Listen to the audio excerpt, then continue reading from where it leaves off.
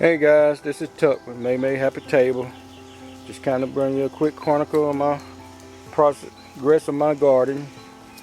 This is the vegetable garden that I've planted. These are peas and butter beans that I have planted. Trying to slow down a little bit here and let you see the progress of the little space that I have that I use for my garden. Yeah, as we always tell you, you don't necessarily need a lot of room and acres of land and stuff to plant. Use some type of vegetables and garden variety thing that you can grow in and around your own home. Whether you live in the city where you're close to others and don't have much space, or whether you live out more of the rural or the country area where you have a lot of land, a lot of space where you can plant things like this. But we will continue to encourage you to start trying to plant and grow your own vegetables as much as you possibly can.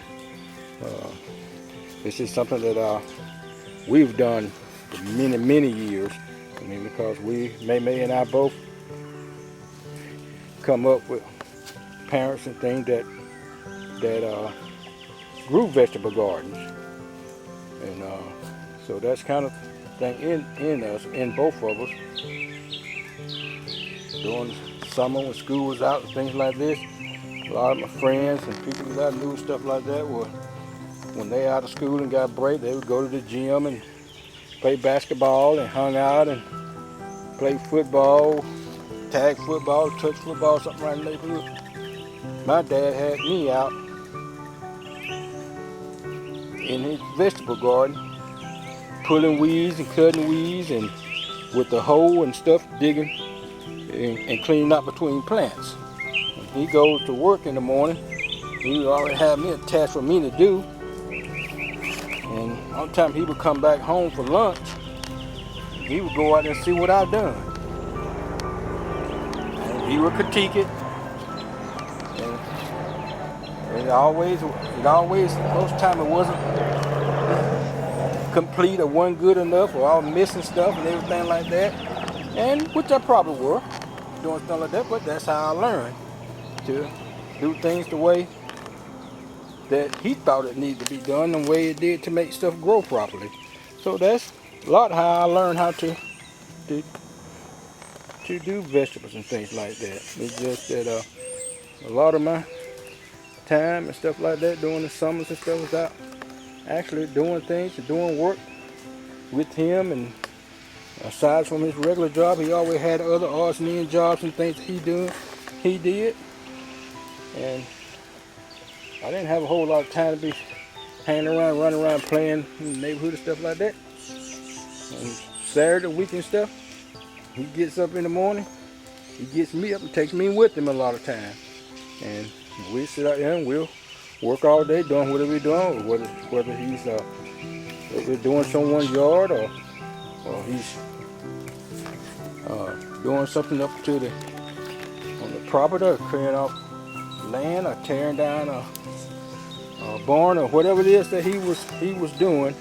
He always had me there to go along and try to help get it done. And at the time, I didn't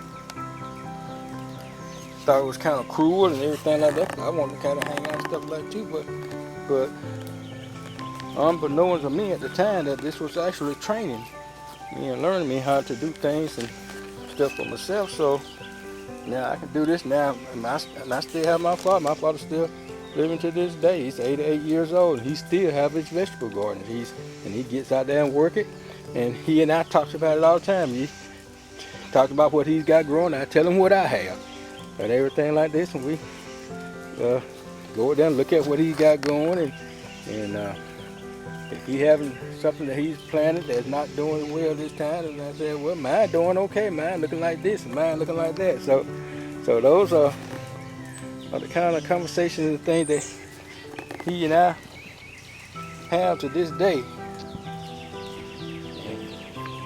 And he enjoyed doing that, instead of him just sitting there in the house at his age and stuff and just chilling.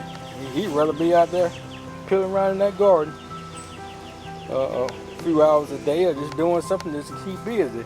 And I encourage it. I encourage it because I'm like this. Once you get to a certain age, you used to doing stuff all your life and you get away from doing it, and that's when you start having trouble and you start going down. It just as long as you feel like doing something like that. So I tell my other siblings and stuff like that, and he keeps saying, Dad is doing too much, you know, need to be doing all this. I said, no, leave that alone. Let him do.